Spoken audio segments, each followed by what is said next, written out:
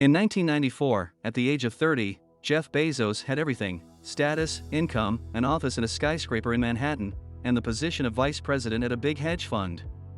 And yet, he left a lucrative job at Wall Street to pursue his business idea of an online bookstore. And boy, it worked out well for him. Jeff became a millionaire at 33 and a billionaire at 35. 29 years later, his company Amazon is one of the largest companies in history, and Jeff Bezos is in the top 3 richest people in the world with a net worth of $146 billion. But let's start from the beginning and walk through the path it took Bezos to become a billionaire.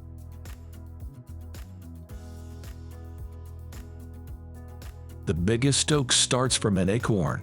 You've got to be willing to let that acorn grow into a little sapling, and then finally into a small tree. And then maybe one day it'll be a big business on its own. Jeff's story did not really begin with winning the lottery of life. Jeffrey Preston Jorgensen was born in 1964.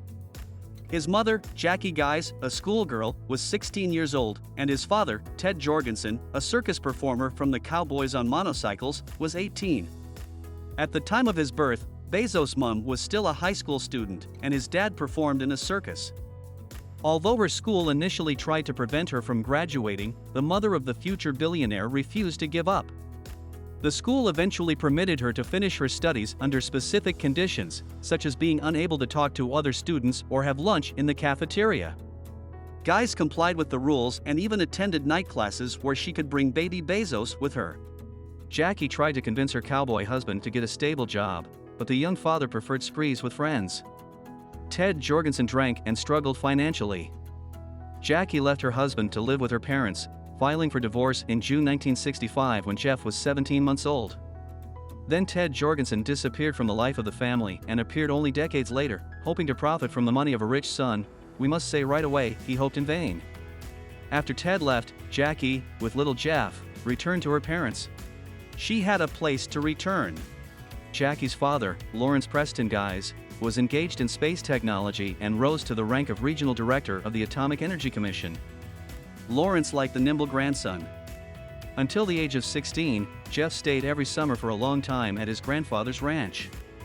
He saw the launch of the Apollo on TV, and as he got older, he read science fiction avidly.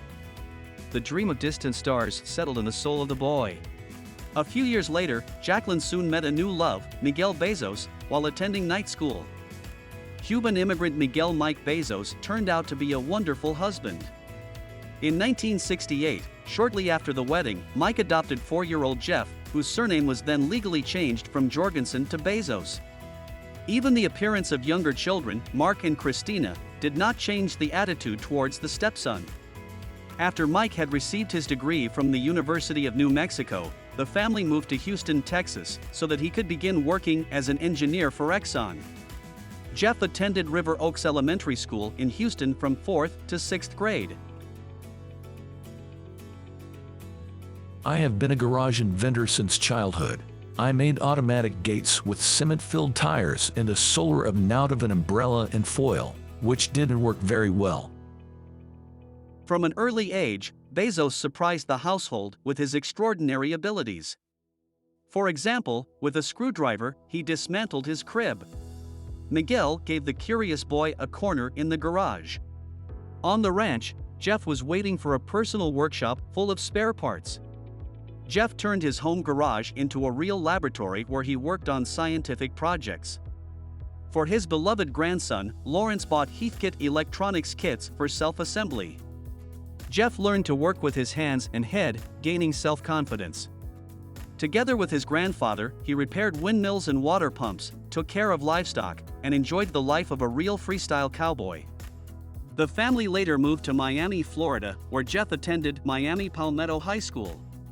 Each time the family moved, Jeff was included in the program for gifted children. Twice Bezos was the best in science at school and 3 times in mathematics. He excelled so academically that he earned the state's Silver Knight Award and his graduation speech. The dreamer Bezos said that the salvation of mankind lies in the colonies on space stations and promised that one day he would reach space.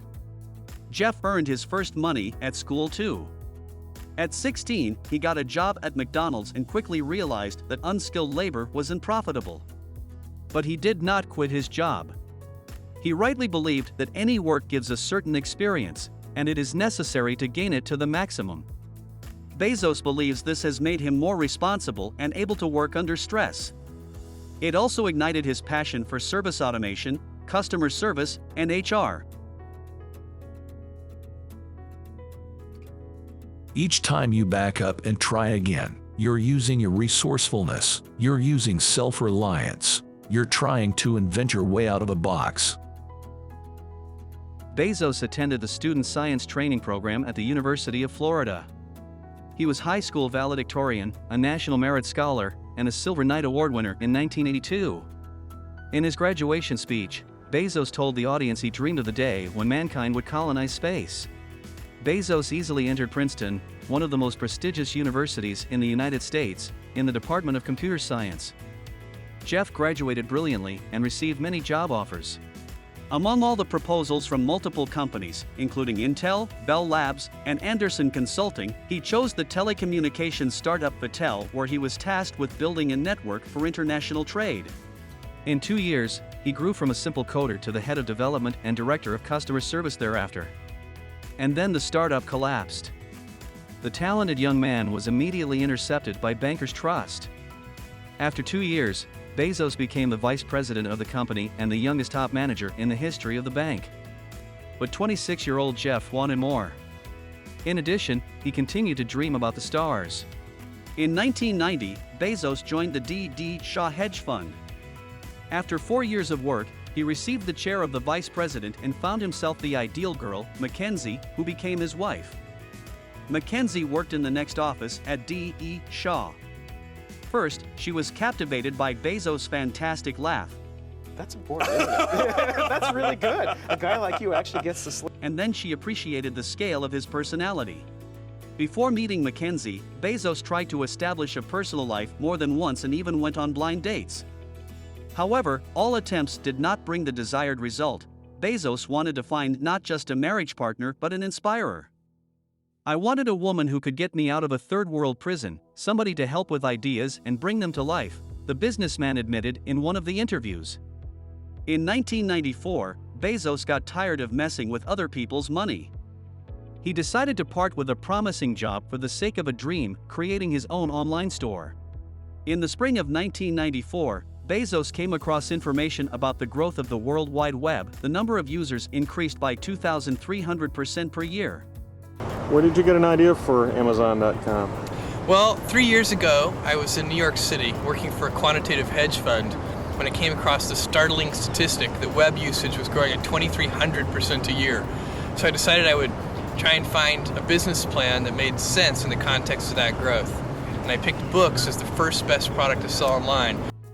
With such growth, the World Wide Web, which was previously used to communicate and share information, had great prospects for electronic commerce.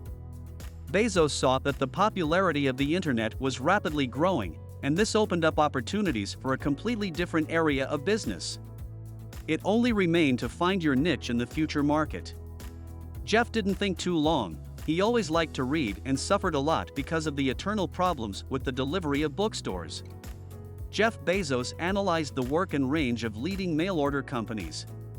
It turned out that there were no books in their catalogs. This list would be so voluminous that it simply would not fit in an envelope.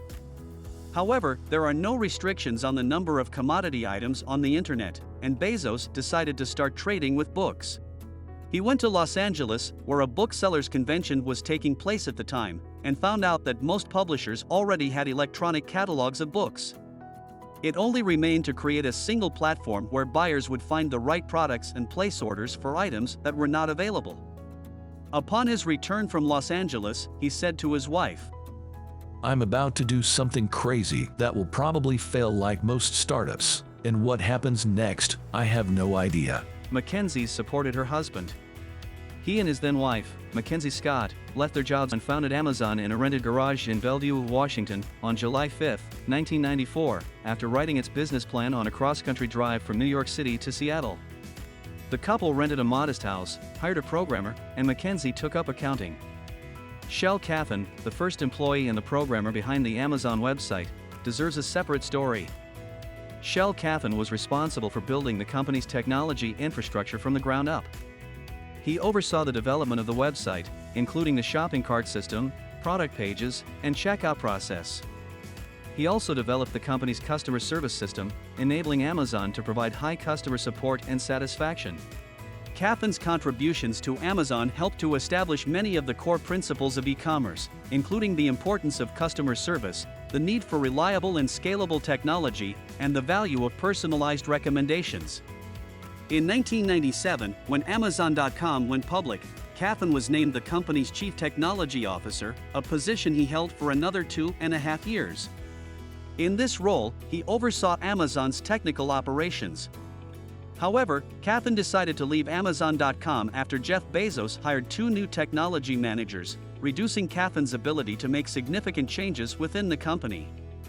He then became a founding member of Drugstore.com, an online pharmacy and health retailer. Amazon later bought a big stake in Drugstore.com. Eventually, it was fully sold to Walgreens in 2011 for $429 million. Cathan has also been involved in several successful tech startups behind the famous mobile game Candy Crush, including King Digital Entertainment. He is known for identifying emerging technologies and turning them into successful businesses. As of 2023, Cathan's net worth is approximately $4 billion. But let's go back to Amazon's origins. So, in a terrible secret, work began in the garage of their new house. If you look at the history of Microsoft, Apple, Google, and Hewlett-Packard, it is worth noting there is a trend of many successful startups that started their run from garages. Thrifty Bezos made the furniture himself, putting cheap pine doors on the countertops. Jeff told his parents about the business he planned to open and asked for them to provide the initial capital. His parents gave him all the money they had saved for their retirement, about $300,000. Jeff warned them that there was a 70% chance that Amazon would fail or go bankrupt, but they trusted in him. Jeff took this money from his parents, who received a 6% stake in the company and a few years later also became billionaires. Bezos initially named his new company Cadabra but later changed the name to Amazon after the Amazon River in South America, in part because the name begins with the letter A, which is at the beginning of the alphabet. At the time, website listings were alphabetized, so a name starting with A would appear sooner when customers conducted online searches. In addition, he regarded Amazon, the name of the world's largest river, as fitting for what he hoped would become the world's largest online bookstore. His choice of the Amazon name also worked out later when the latest logo was developed with an arrow going from the letter A to the letter Z in its name. The arrow has 2 meanings. First, it represents a smile of a happy customer, something that Bezos always highlighted as the goal for the company. Second, it means the store has everything you may want to buy, from letter A to letter Z. The entrepreneur asked 300 friends and acquaintances to check how the new resource works. The results showed that the code he wrote functioned flawlessly on various platforms. For a wide range of users, the Amazon online store was launched in July 1995. With Bezos at the helm and Scott taking an integral role in its operation, writing checks, keeping track of the books, and negotiating the company's first freight contracts, the foundation was laid for this garage-run operation to grow exponentially. A bell was installed in the garage, ringing when a sale took place on Amazon.com. But orders poured in, and after a couple of weeks, the bell was removed so as not to ring non-stop. A month later the launch, the revenue was $10,000 a week, and after 3, $20,000. Books were sent all over America and 40 countries around the world. Bezos soon decided to sell DVDs. A year later, the company's turnover was $500,000. Although Amazon was originally an online bookstore, Bezos had always planned to expand to other products. The company grew, Amazon made its own product search engine, acquired huge warehouses, and a giant database of films, actors, TV shows, and video games. News about the opening of a modern and convenient online bookstore has spread all over the world.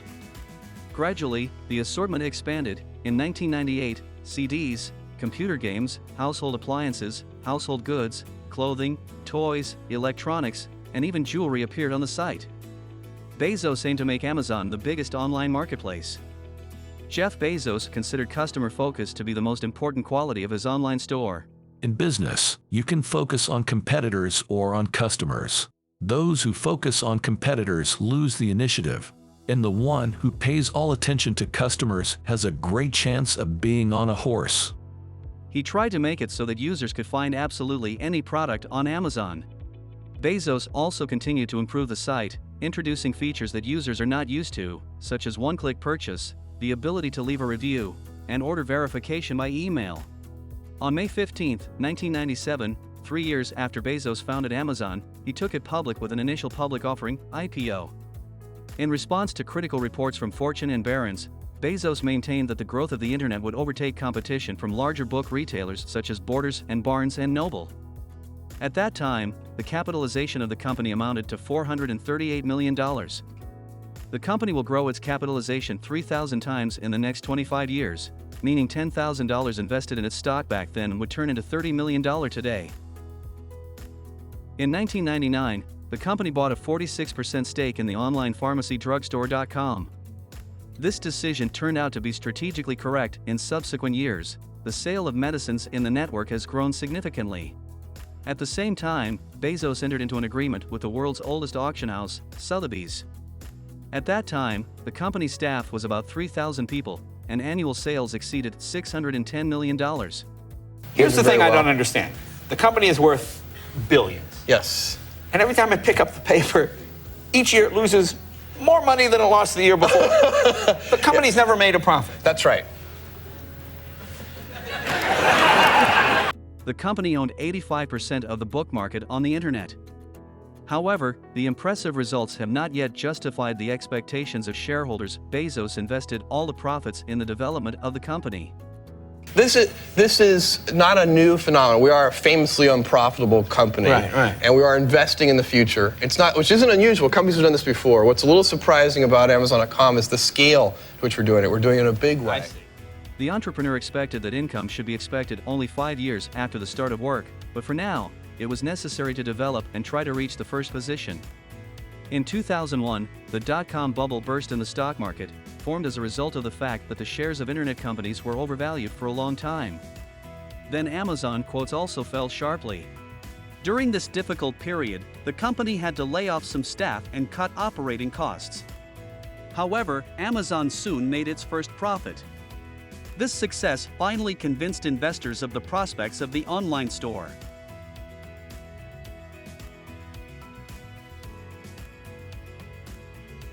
In 2002, Amazon added world-famous brands The Gap, Nordstrom, and Land's End to its clothing line. In September 2003, the online store announced the creation of a new subsidiary, N9, to develop a search engine focused on e-commerce. Bezos understood that the era of paper publications was coming to an end. They were being replaced by digital books. To maintain its leadership in the market, the company refocused on current trends. In 2007, Amazon launched Gadgets, the first of which was the Kindle e-reader. It was adjustable in font size and had a wireless internet connection, allowing you to buy, download, and read books anywhere, anytime. Many classics of literature were free to download through the Kindle, and most other books were fixed at $9.99. This decision helped Amazon to take control of a large part of the market for paper and digital books. In the year the Kindle was released, Amazon's sales grew 38% and profits nearly doubled. E-books have become the main focus of the online store. After the success with reading gadgets, the company began to release tablets, then mini tablet computers, like the iPad. In 2014, Bezos decided to master the smartphone market, but this venture failed. The device turned out to be not very successful. Buyers did not like the design and technical characteristics, and even after cutting the price by half, the stores reported a complete lack of sales. More successful was the release of the Fire TV set-top box and the Echo smart speaker, presented to the public in the same year. In 2006, the Amazon Web Services cloud storage platform was launched. It became the first service in this direction, having appeared before Google Cloud and Microsoft Azure. And in 2007, the digital music store Amazon Music began its work. At the same time, Amazon launched a service for downloading movies and TV shows in DVD quality. In 2010, this division expanded and began producing its own series and films. 5 years later, his website began to broadcast television channels. The company ended 2015 with $107 billion in net revenue. Amazon became the largest online retailer in the United States, with revenue 4 times that of its closest competitor, Borders. In 2013, Jeff Bezos acquired the newspaper arm of the Washington Post company for $250 million when it was going through hard times. For the first time since 1933, the daily newspaper was out of the control of the Graham family. However, Bezos said that he would not actively interfere in the affairs of the Washington Post and would leave his previous leadership. In 2017, Amazon acquired grocery retailer Whole Foods for $13.7 billion. Also, the place of delivery of online store orders. This allowed Bezos to expand the geography of sales significantly. According to the entrepreneur, his business strategy has not changed at all since 1995. It is based on a focus on the client, a wide range, the lowest prices, and fast and convenient delivery. Among the company's plans is the delivery of products by drones.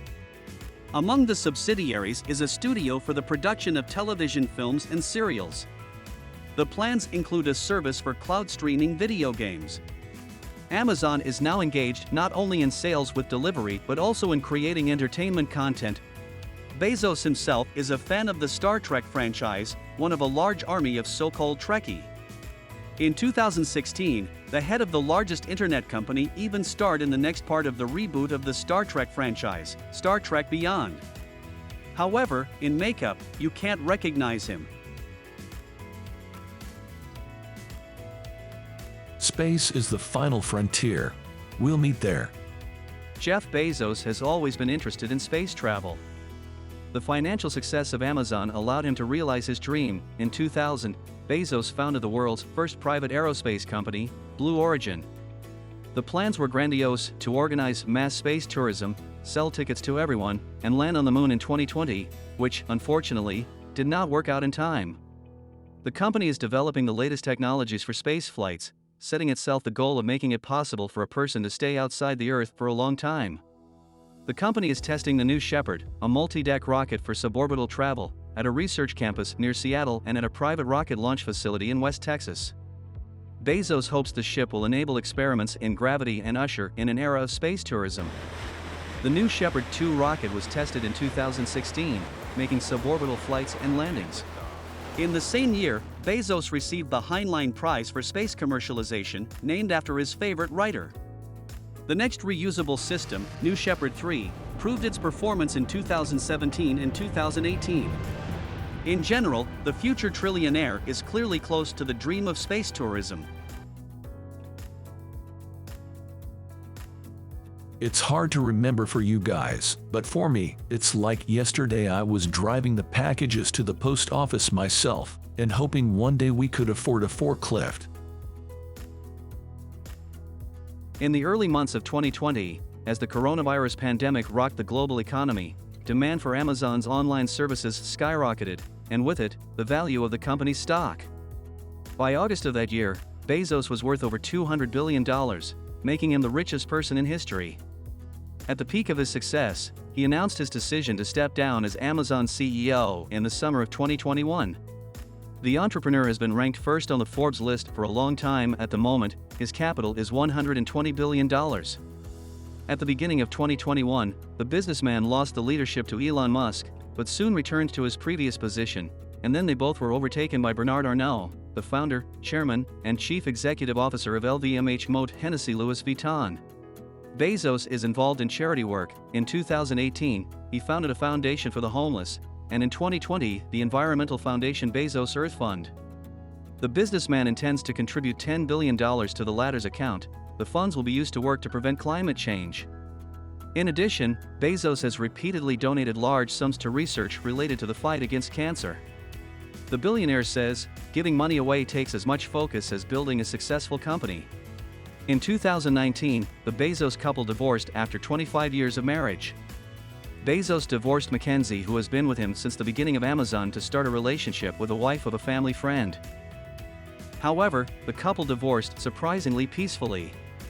Mackenzie, his wife and battle buddy, who supported Jeff and helped him set up the company, got about a quarter of her husband's fortune, 4% of Amazon shares, the total valuation of which was about $39 billion in 2019.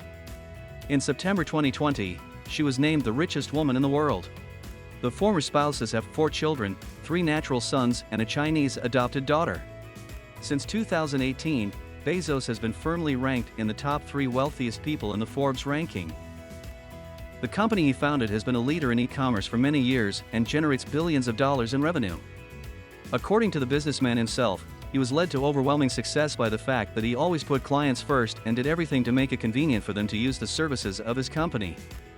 The ability to catch current trends also helped Amazon is often one step ahead of the competition. So, this ends our story of Jeff Bezos, the person who, at the age of 30, left a reputable, well-paying job to pursue his dream of opening the largest online store. Obviously, for one person like Jeff, there are hundreds of people who fail. But Jeff's determination to succeed, obsession with customer satisfaction, fulfillment of all customer needs, continuous innovation, and expansion of his business brought him the great success that will continue to inspire many future entrepreneurs. And what do you think about Amazon? Has it been as good recently as it was in the past? Let us know your thoughts in the comments. Please rate our video, and if you liked it, don't forget to subscribe. We will be back with more inspirational videos about the great personalities and businesses they built.